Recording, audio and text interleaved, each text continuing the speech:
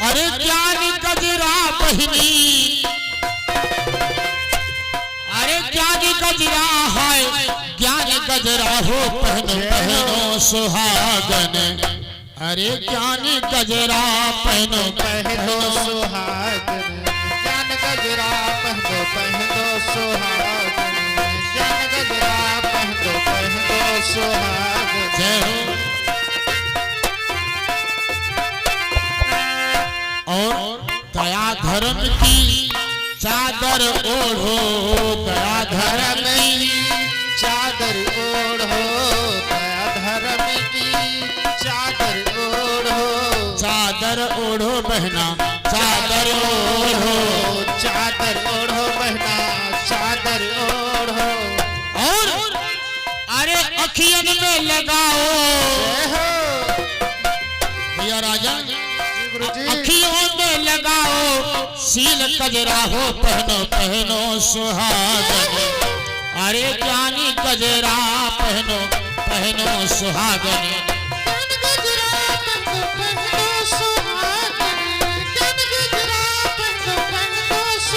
क्या बात है।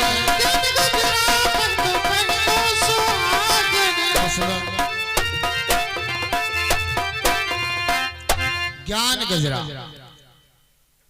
रानी सुनीत अपनी बहन को समझाती, मेरी बहना आंखों में जो काजल लगाए हो ना, कहते हैं आंखें मगर सीलू ही न हो तो काजल लगाए का फायदा। कहते हैं वो आंखें बेकार है जिन आंख में दया न हो, सील न हो। ए बहन, ए घूंघट किसके लिए होता है शायद तुझे नहीं मालूम है, मैं तुझे बताती हूं मेरी बहना। परपतियन से पर्दा करियो, परपतियन से पर्दा करियो, परपतियन से पर्दा करियो, पर्दा करियो बहना, पर्दा करियो, पर्दा करियो बहना, पर्दा करियो। और अरे अपने पति को, अरे अपने पति को दिखाओ मुखड़ा, पहनो पहनो सुहागन। ज्ञान गजरा हो पहनो पहनो सुहागन। तालियां मीठी मीठी। क्या बात है।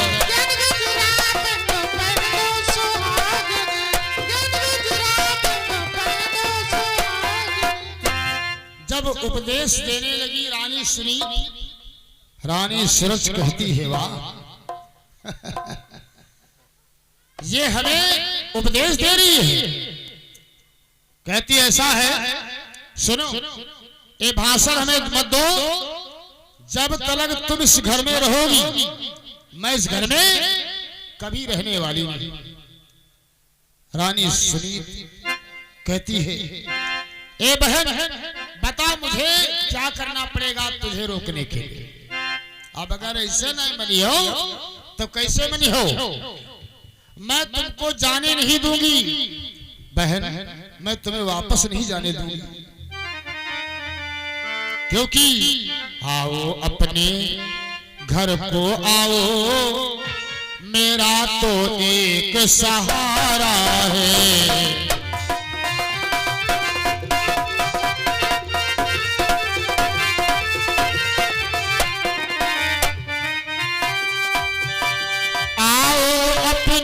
घर को आओ, मेरा तो एक सहारा है। ये बहन मैं रानी नहीं बहुलनी हूँ, मैं रानी नहीं बहुलनी हूँ, ये धन धाम सब तुम्हारा है।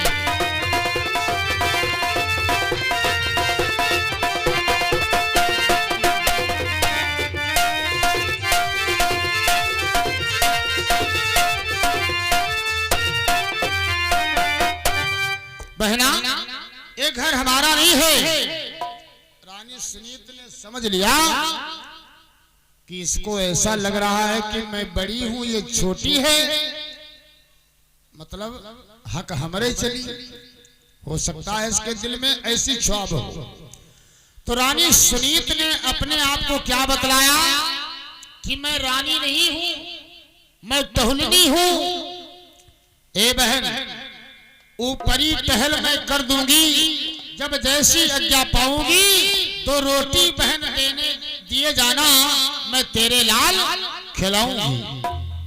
रानी सुनीत जब ये बात कहती कि मैं तेरे बच्चों को खिलाऊंगी, केवल 2 रोटी क्या और हमका बस और कुछ नहीं चाहिए। ये राजा भी तुम्हारे हैं, ये सब कुछ तुम्हारा है बहन। बड़ी जोर से हंसी, कहने लगी ये तो बातें हैं सिर्फ। सौतन कभी सौतन के बच्चे को खिलाएगी? हाँ?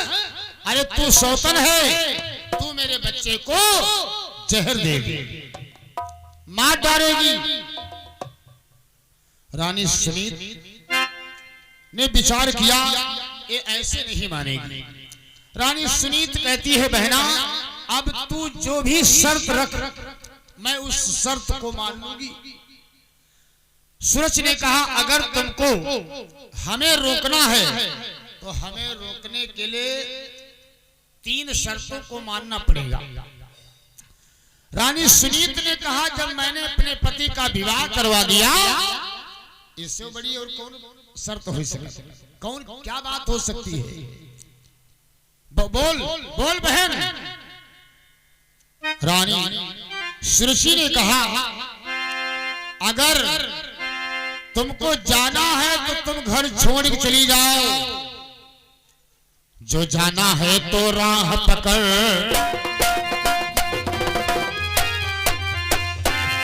जो जाना है तो राह पकड़, रहना है तो खेतों में रह।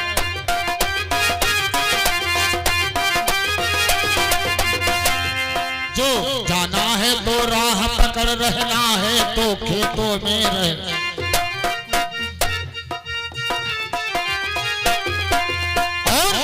दिन रात वही झोपड़ी डाल, जय जय भैया, दिन रात वही झोपड़ी डाल, चिड़िया और काग भगाया कर।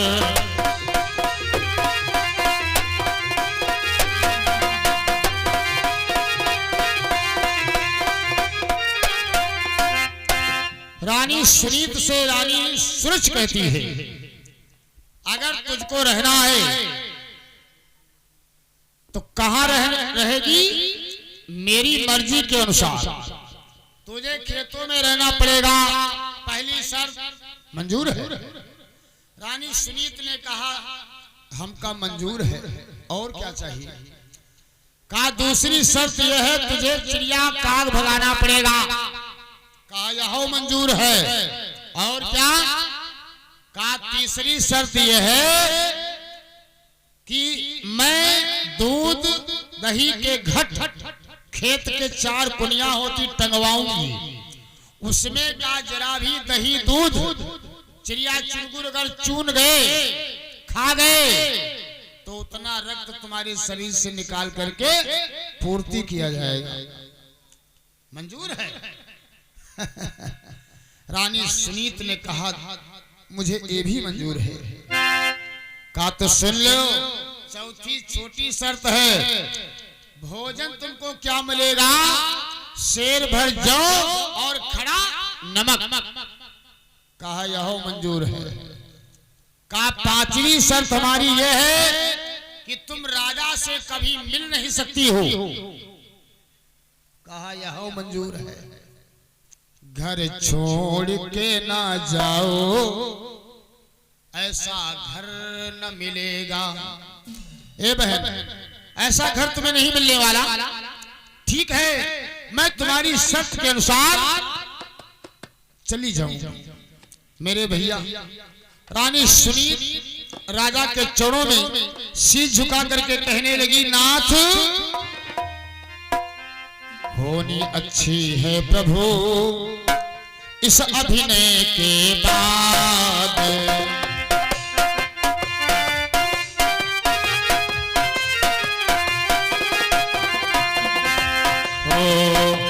काशी को से दीजिए आशीर्वाद।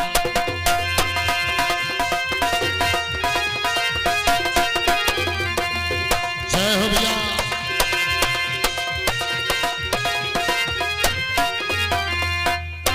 चरणों में शीश झुका करके रानी सुनीत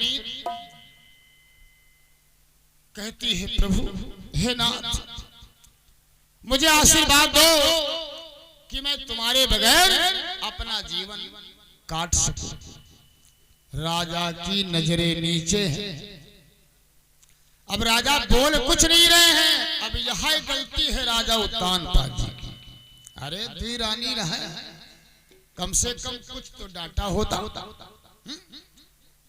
बाद में मनु महाराज जी ने बहुत फटकारा था राजा उत्तानपाद जी, क्योंकि जो बड़ी थी उसको कहां से कहां पहुंचा दिया एक सौतन ने, और राजा उनके चक्कर में यहां कुछ कह नहीं पाए। दूसरी वाली के चक्कर में फंस करके राजा इतना माया के चक्कर में फंस गए तो बेचारे कुछ कह नहीं पाए। जरा सुन, रानी सुरेश ने बाहर मड़िया डलवा दिया खेतों में, और शेर भर जौ रोज दिया जा रहा है। खड़े नब के साथ एक लग्गा दे दिया गया चिड़िया का घड़ाने के। रानी सुनीत बेचारी खेतों में रहने लगी। एक बार जयकारा लगा दी। कहते हैं जब दुख होगा तो सुख मिलेगा, दुख जाएगा सुख आएगा, सुख जाएगा दुख आएगा।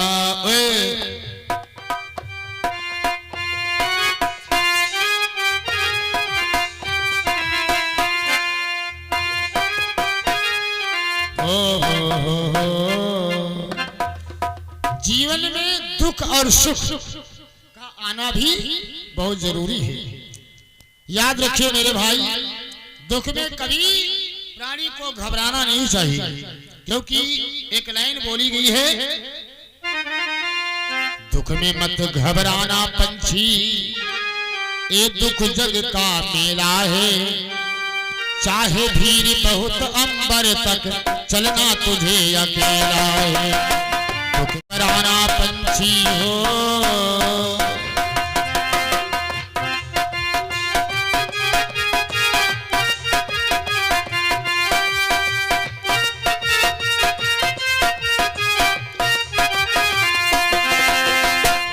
में मत घबराना पंछी, ये दुख जग का मेला है, चाहे भीड़ बहुत अंबर तक चलना तुझे अकेला है।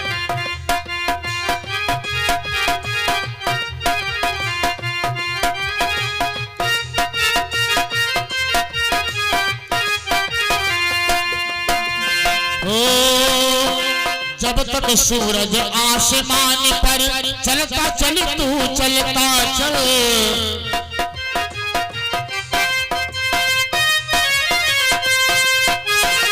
जब तक सूरज आसमान पर चलता चल तू चलता चल। ओ और अरे ठहर गया तो कैसी होगी मन की अभिलाषा पूरी, अभिलाषा पूरी। किसे पता है उठ चलने का हो, किसे पता है उठ चलने का, आ जाता कब घेरा है, चाहे भीड़ बहुत अंबर तक चलना तुझे अकेला है।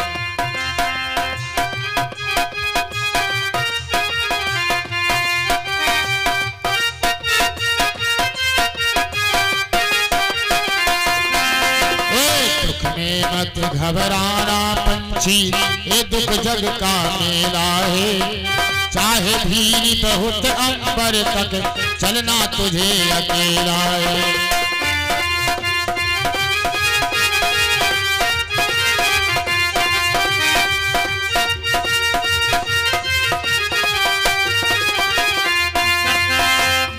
तो कभी भी प्राणी घबराना नहीं चाहिए, दुख से लड़ जाना चाहिए। और जो दुख से लड़ गया इस संसार में उसी का नाम अमर हो गया। संसार में अमर होता है भैया। जरा सोचिए, रानी सुनीत बेचारी, एक घर में प्रकाश हो जाए, मतलब बेटा हो जाए, एक बेटे को पाने के लिए, अपने पति का नाम अमर करने के लिए रानी सुनीत ने दो चीजों का परित्याग किया है, एक तो घर और दूसरे बर। कौन ऐसी देवी होगी? धन्य है रानी सुनीत। एक बार जोरदार हमारी बहनें जयकारा लगा दी रानी सुनीत के नाम का।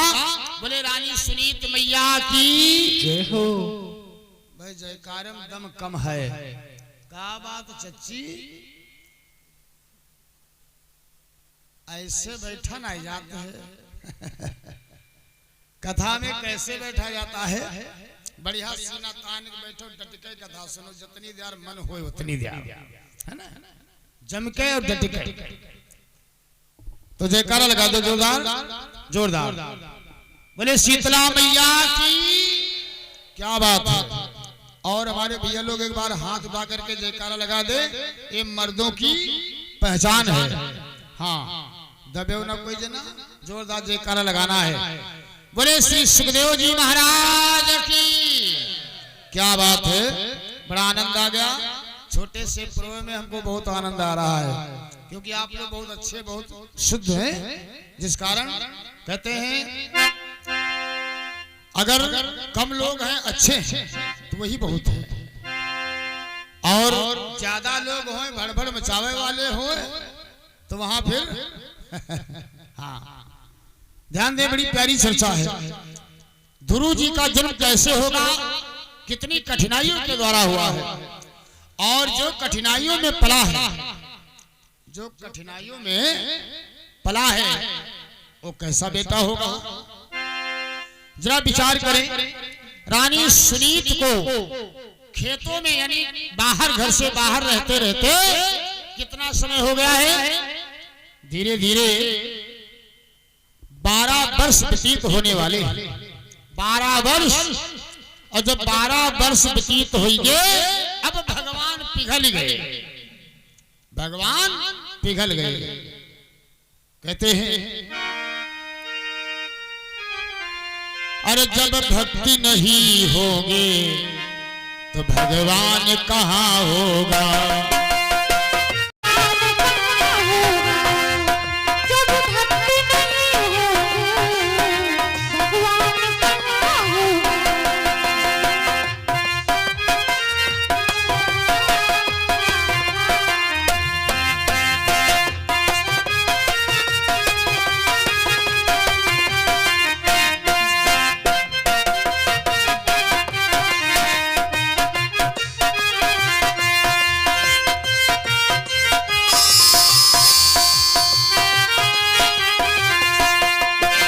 जब भक्ति नहीं होगे तो भगवान कहाँ होगा।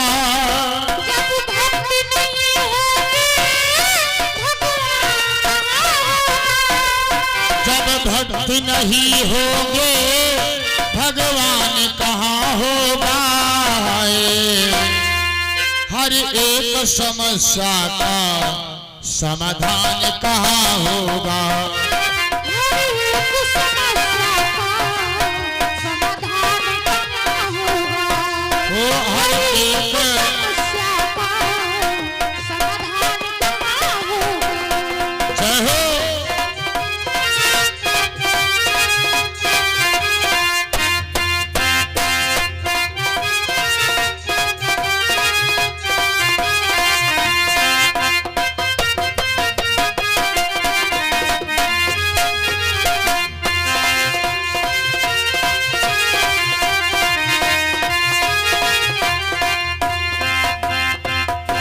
कहते हैं जब भक्त नहीं होंगे तो भगवान कहाँ होगा। हर एक समस्या का समाधान कहाँ होगा। आज जब भक्त है, भक्तों पर कष्ट पड़ा तो भगवान को आना पड़ा। भगवान विष्णु जी पिघल गए। दया आ गई। 12 वर्ष हुए ना। भगवान विष्णु ने लक्ष्मी जी से कहा, देवी तुमने कुछ जाना? देखो एक देवी मतलब साधारण नहीं है, ऐसी देवियां साधारण नहीं होती। जरा विचार करें, सब्र की एक हद होती है। 12 वर्ष हो गए हैं सब्र करते करते, चिड़िया काग हराते हराते, इसलिए चलो चलते हैं, एक बेटा उसको दे देते हैं। एक लड़के के लिए तो घर बार सब छोड़ से। लक्ष्मी जी कहने लगी, भगवान जल्दी चलो जल्दी चलो। आज दोनों लक्ष्मी जी बुढ़िया को रूप बना लेती हैं और भगवान विष्णु जो है एक संत का रूप बना करके दोनों प्राणी खेतों में पहुंचते हैं। एक बार जयकारा लगा दे, बोले संत समाज की। कहते हैं संत का आगमन दरवाजे पर अगर हो जाए तो समझ लो भगवान की बहुत बड़ी कृपा हुई है, क्योंकि संत भगवान के रूप बताए गए। आज देखिए भगवान जब आए, रानी सुनी से बोले, देवी मेरे को क्षुधा सता रही है, जो मेरे क्षुधा को शांत कर सकती है, जो भी करे उसकी मनोकामना पूर्ण हो सकती है।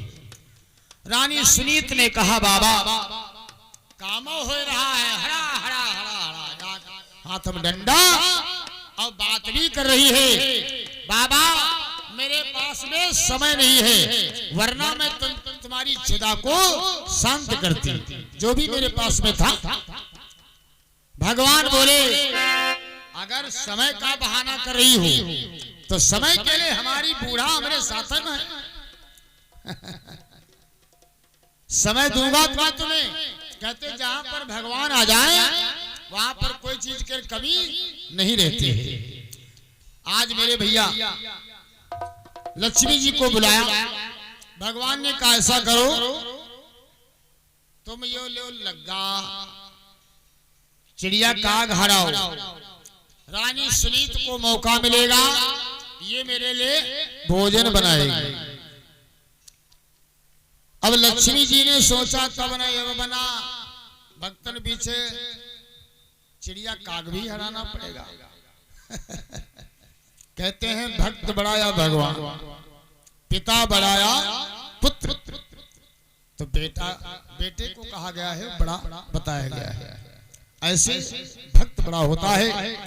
लेकिन भक्ति हो, अगर दिल में तुम्हारी सच्ची भक्ति है तो आप भगवान से कोई काम करवा सकते हैं। मेरे बंधु, आज लक्ष्मी जी चिड़िया काग हराने लगी। भगवान कहा सुन लो, अगर जो चारों कुनिया में घट लटकाए हुए हैं ना, इसमें जो भी है दही दूध, अगर इसमें का एक बूंद कम पड़ा तो उतना रक्त जो है तुम्हारे शरीर से निकाल करके पूर्ति किया जाएगा। क्योंकि सूरज ने बड़ा कर्रा आदेश दिया था, बहुत सताया था सौतन ने। तो भगवान आ गए हैं, अब सतावे वाला काम खत्म। लक्ष्मी जी चिड़िया काग हरा रही हैं, अब और कर्री ड्यूटी हरा हरा। और उधर रानी सुनीत ने क्या किया, मौका मिला, शेर भर जो था उसी को पीस करके टिक्कर बनाया, भगवान के सामने रख दिया। भगवान कभी खाते हैं, भगवान कभी खाते हैं दादा? श्रद्धा। भगवान को तो केवल श्रद्धा चाहिए प्यारे, श्रद्धा। कहते हैं खिलाता है जो सारे जग को,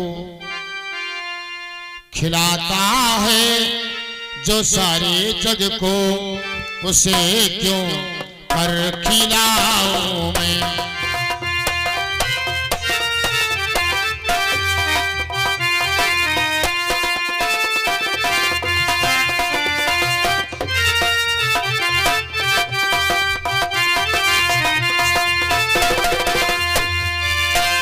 वो खिलाता है जो सारे जग को, उसे क्यों कर खिलाऊं मैं। और जो सारे जग को, उसे क्यों कर खिलाए हम। भला भगवान पर भगवन, भला भगवान पर भगवन, हो भला भगवान पर भगवन को क्यों कर चढ़ाऊं मैं। पर भगवन को क्यों कर चढ़ाऊं मैं। हरि बोल। भला भगवान पर भगवन को क्यों कर चढ़ाऊं मैं। खिलाता है जो सारे जग को, उसे क्यों कर खिलाऊं मैं। भला भगवान पर भगवन को क्यों कर चढ़ाऊं मैं।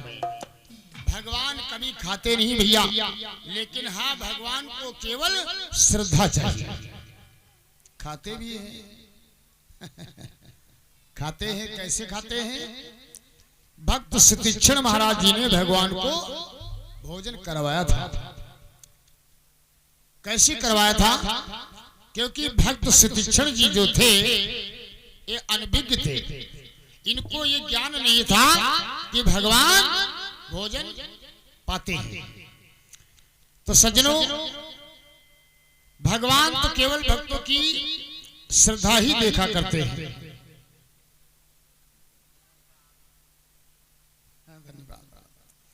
ये हमारे दादाजी की तरफ से 51 मुद्रा का योगदान दूध पीने के लिए इन्होंने दिया है। बहुत बहुत धन्यवाद है। और अपने दादाजी के लिए हम भगवान भोले बाबा से प्रार्थना भी करेंगे। अरे काशी विश्वनाथ त्रिपुरारी, काशी विश्वनाथ त्रिपुरारी, हो मनसा पूर्ण करें तुम्हारी।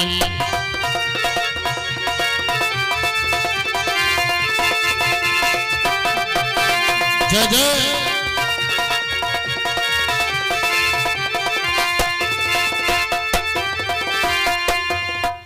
बोले शंकर भगवान की। भाई जयकारम को दम कम पड़ी गवा है ना। चलिए एक बार जोरदार आप सब लोग जयकारा लगा दे, जिससे आत्मा गदगद हो जाए। क्योंकि कथा भागवत में जयकारा का ही महत्व माना गया है। किसी नेता की सभा में अगर आप जाते हैं तो वहां पर तालियों का विशेष महत्व माना जाता है। लेकिन कथा में जितना जोरदार जयकारा लगता है उतना ही आनंद बढ़ता है। तो एक बार जोरदार जयकारा लगाएंगे सब लोग। बोले विष्णु भगवान की। क्या बात है। बोले दुर्गे मैया की। बोले रानी सुनीत मैया की। वाह। रानी सुनीत ने टिक्करों को बनाया, खड़े नमक के साथ में रख लिया। कहने लगी महाराज जो कुछ दे हो सो पाए लो क्योंकि तुम्हारी इच्छा के बगैर बाबा कुछ भी तो नहीं होता। भगवान उन जौ के ठिक्करों को पा रहे हैं, क्योंकि बाबा रूप में यहाँ बाबा भगवान आते हैं भैया। किस रूप में आते हैं, कब मिलते हैं, ये तो भगवान ही जाने। कहते हैं अगर भगवान 24 घंटे में ना मिले आपको तो लोग कहते हैं भोजन नहीं नसीब होगा। लेकिन कब मिलते, कहाँ मिलते हैं। अगर जानन जाओ कि भगवान ही देखो तो जाए दिया हो, यह कहो भगवान हम ले चलो है ना। लेकिन भगवान मिलते जरूर हैं। कभी कभी कुछ दिन ऐसे आते हैं जो लोग कहा जाए पता नहीं की का मुंह देखे रान खाना नसीब नहीं हुआ। और कुछ दिन ऐसे आ जाते जो तुम खाना खाए नहीं पे होता ना मिली। प्यारे भगवान की इच्छा के अनुसार सारे कार्य होते हैं। आज भगवान प्रसन्न हुए हैं जो कि रोटियों को बाबा के रूप में पा रहे हैं, और पाने के बाद आत्मा गदगद हो गई। भगवान कहा लाग रानी सुनीत से देवी मैं तुम्हारी भक्ति से मतलब तुम्हारी श्रद्धा को देख करके अत्यंत प्रसन्न हो गया हूँ। इसलिए जो भी मन में हो मांग लो देवी। देवी ने क्या मांगा? कहती है प्रभु, हे बाबा, अगर मेरी भक्ति से, श्रद्धा से जरा भी प्रसन्न है तो हमें कुछ नहीं चाहिए बाबा। प्रसन्न है आप यदि मुझसे तो मुझको वरदानी दे देना।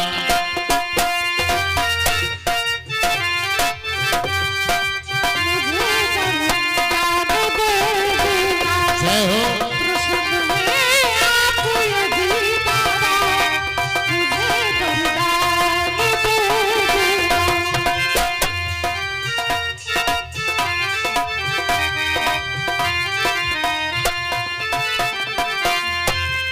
प्रसन्न है आप यदि मुझसे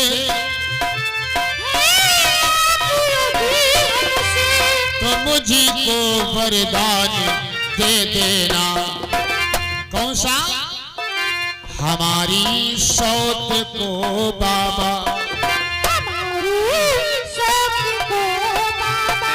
अरे हमारी सौत को बाबा सुघर एक लाल दे देना। जय हो।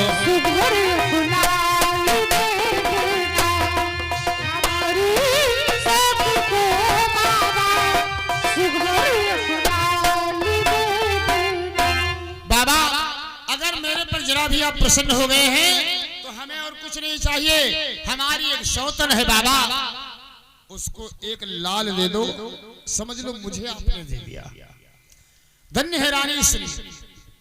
अरे कौन ऐसा जग में प्राणी होगा जो काम यानी तपस्या तुम करो, फल कोई दूसरे के मिल जाए। लेकिन रानी श्री तो धन्य है। ऐसी बात सुनकर के भगवान अत्यंत प्रसन्न हो गए। खुश तो पहले से रहे, आज गदगद हो गए। भगवान बोले, देवी अब मैं तेरे पर अधिक प्रसन्न हो गया हूं। कहते हैं बिन मांगे मोती मिले और मांगे मिले न भीख।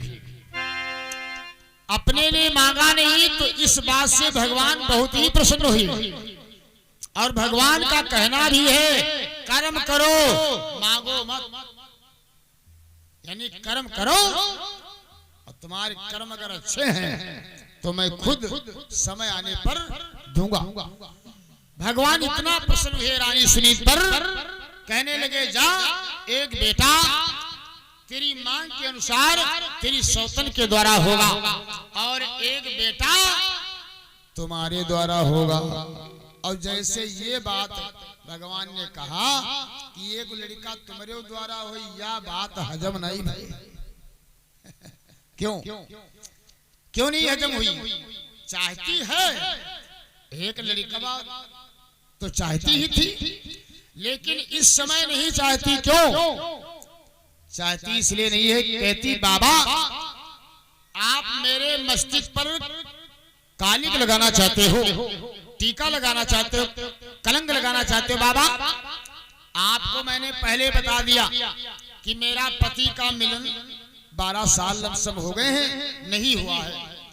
और आप कह रहे हो कि एक लड़का तुम्हारे द्वारा हुई, और जब हमार पति का मिलन नहीं हो पावत है और इस बीच में अगर मेरे द्वारा कोई संतान हुई तो लोग क्या कहे हैं? यह तो कहे हैं रानी क्या कहीं न कहीं चक्कर होगा, लोग मेरी बदनामी करेंगे, इसलिए दूसरा वाला बेटा मुझे बिल्कुल नहीं चाहिए। भगवान कहने लगे, देवी नाराज मत हो, तुम्हारी मनोकामना पूर्ण होगी और तुम्हारे पर कोई उंगली भी नहीं उठा सकता। कहते भगवान के बड़े बड़े हाथ होते भैया। भगवान अंतर ध्यान हो गए लक्ष्मी जी के साथ। अब थोड़ा, अब यहाँ की बात ही नहीं छोड़ो, अब आगे का सुनो हवाला।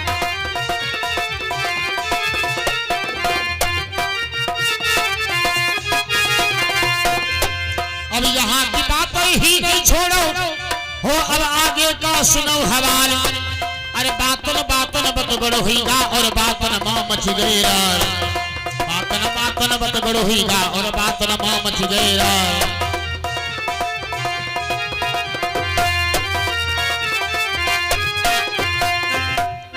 अब थोड़ा नजर किधर ले जाओ, राजा की तरफ। अभी तक तो आप लोगों ने रानी सुनीत की कथा सुनी है, अब थोड़ा नजर ले जाओ राजा के महलों की तरफ।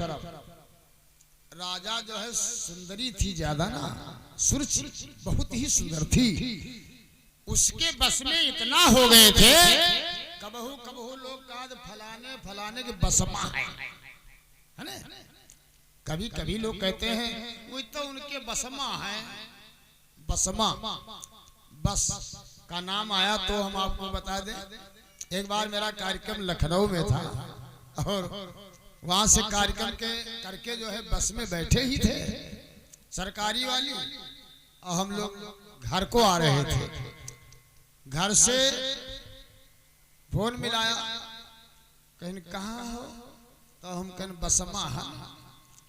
बस फोन काट दिया खाली बस का नाम ले, क्योंकि इनको गलत फहमी हो गई, किसी के बस में हो गए। हमने सोचा कुछ बतावे बतावे, चले फोन कटेगा।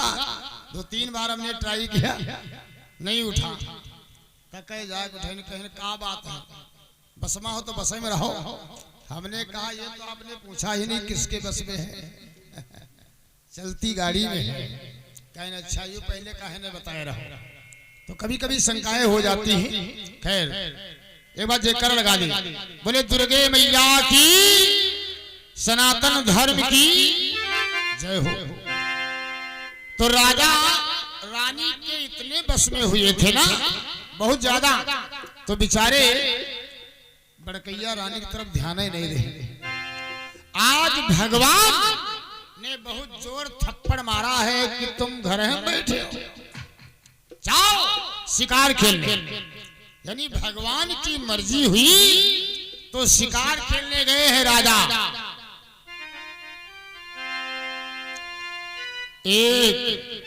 एक रात लौटे नृपति, जब खेल कर शिकार राजमहल के उस समय भैया पाए बंद किवाड़। राजा उत्तानपाद जी महाराज शिकार खेलने गए, और जब शिकार खेलने के लिए गए सारा दिन हो गया, भगवान की मर्जी है जिस कारण शिकार नहीं मिला।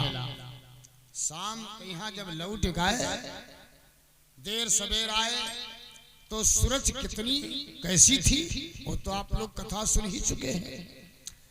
थोड़ा मतलब ज्यादा गुस्सही टाइप की थी।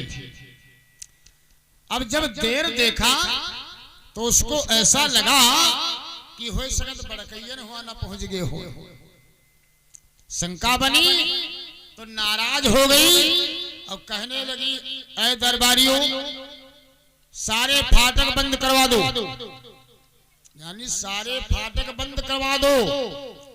7 बजेगा बहू ना आए तो अब आई है तो चाहे जहां जाएं। ये तो हमारी बहनों की एक आदत होती है, आप घर से कह के जाओ कि हम कंदुनी जा रहे हैं या फिर मास्टर बाग जा रहे हैं। मान लो आपको किसी कारण बस सिधौली जाना पड़ जाए, अब अगर देर सवेर लौट के यहाँ घर पर आयो तो अम्मा बहन ने काम बहुत पड़ जाए। 4 पूछियों है, लड़कों है, भोजनों बनाना है, और वह बीच हम कहूँ शाम के यहाँ देर सवेर जो कहूँ आयो तो भाई डांट तो खाए पड़बे करी है। कुछ माताएं मार ढूंढ लेती, कहाँ रहो उनका घर बकरी को दिखा कि नहीं दिखा। सबके घर भैया थोड़ी बहुत डांट खाना पड़ता है। तो आज राजा जब देर से आए, रानी ने फाटकों पर ताले डलवा दिया। राजा ने सोचा अब हम कहाँ जाएं। भगवान की इच्छा के अनुसार राजा को पुरानी रानी की याद आ ही गई। अब रानी की याद आई, किसकी? रानी सुनीत की। कि होकर निराश उन महलों से, होकर निराश उन महलों से रानी सुनीत घर जा पहुंचा।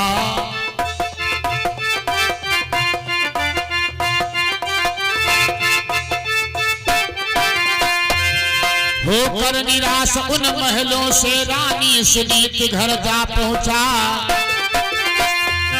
ओ महलों वाली रानी वाला, महलों वाली रानी वाला टूटी छानी में आ पहुंचा।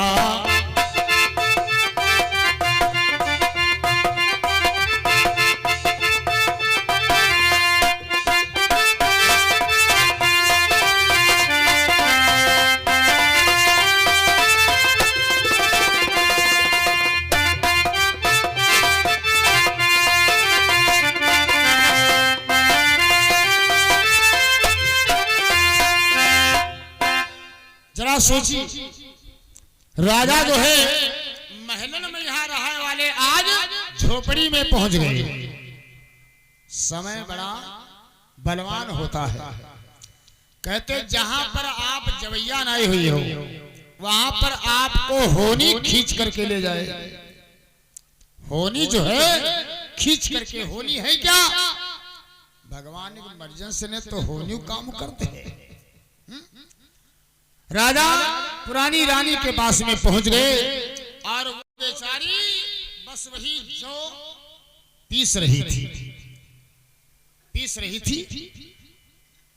पीस करके ठिक्कर बनाने वाली थी। तब तक देखा कि प्राणेश्वर आ गए, तो सारा काम छोड़ करके और दौड़ते हुए आई, राजा जी के चरणों में गिर पड़ी और इतना रोई जो विनीत जी ने लिखा है श्रीमद् भागवत में, राजा जी के चरण धुल गए।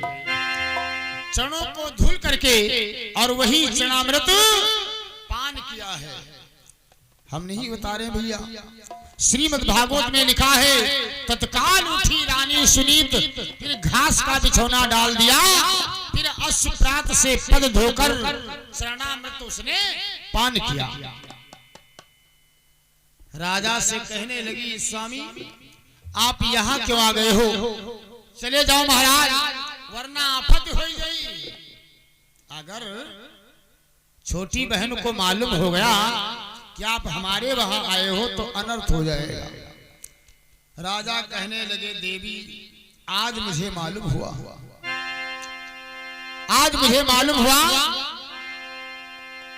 कि वो दुष्ट है।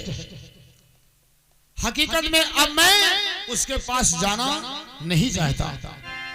कि राजा ने अपने आने का, कि राजा ने अपने आने का थोड़े में सारा हाल कहा।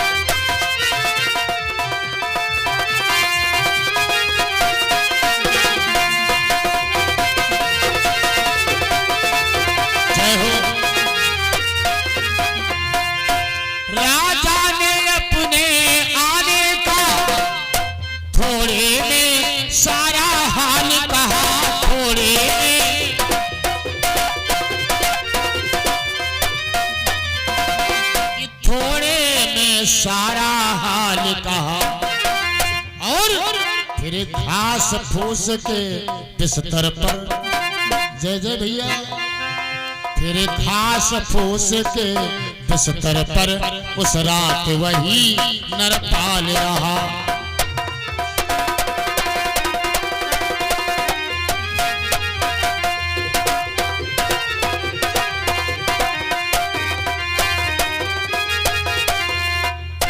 मेरे भैया, रात्रि में वहीं पर राजा विश्राम करते हैं, घास फूस के बिस्तर पर।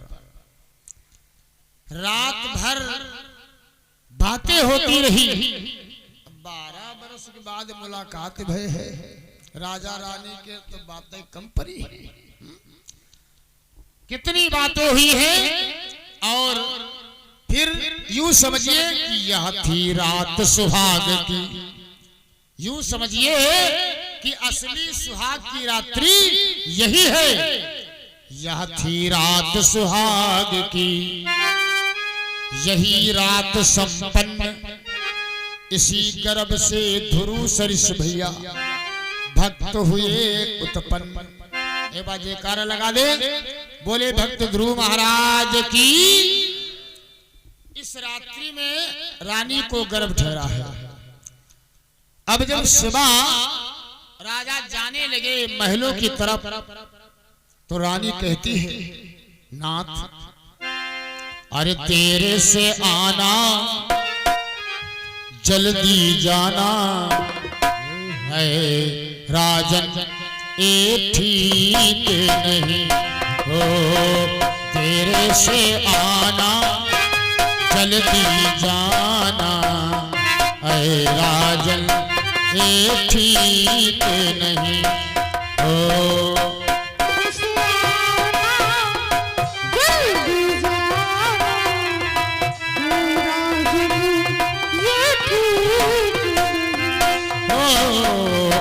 राजन ये ठीक नहीं, हाँ ऐ राजन ये ठीक नहीं।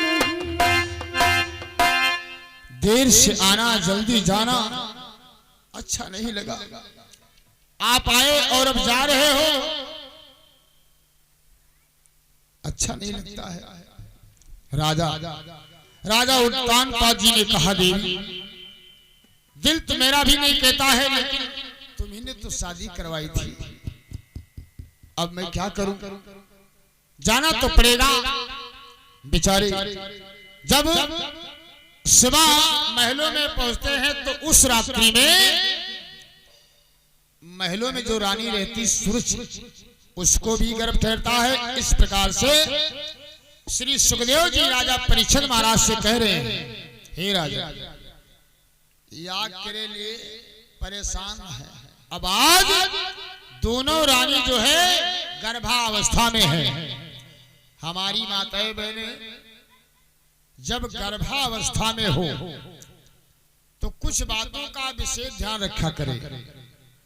जैसे इस अवस्था में हमारी बहनें हैं तो उनको देहरी पर कभी नहीं बैठना चाहिए, बाल खुले नहीं रखना चाहिए।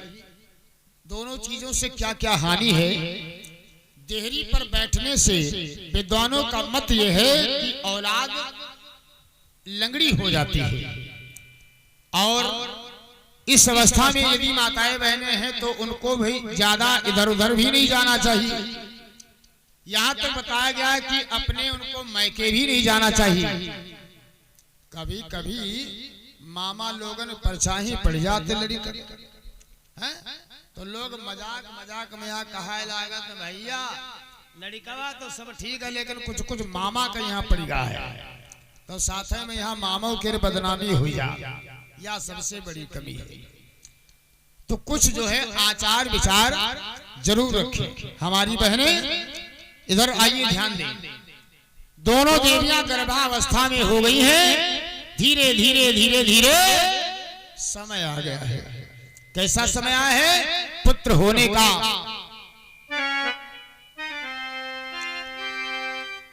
मड़िया में एक पुत्र का जन्म हुआ है जिसका नाम ध्रुव महाराज रखा जाता है।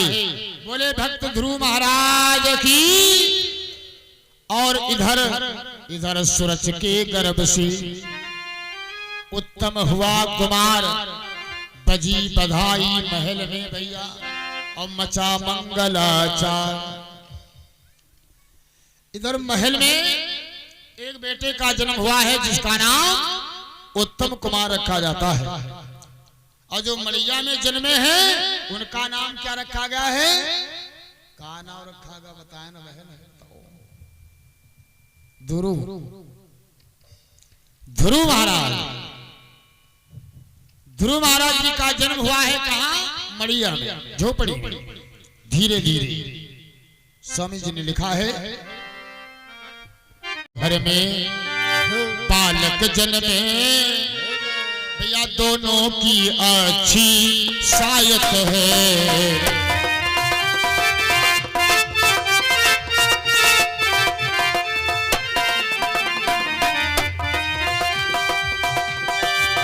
कि दोनों घर में बालक जन्मे, कि दोनों की अच्छी शायत है, और है अंतर जो कुछ दोनों में, जय हो भैया, है अंतर जो कुछ दोनों में, बस अपनी अपनी किस्मत है।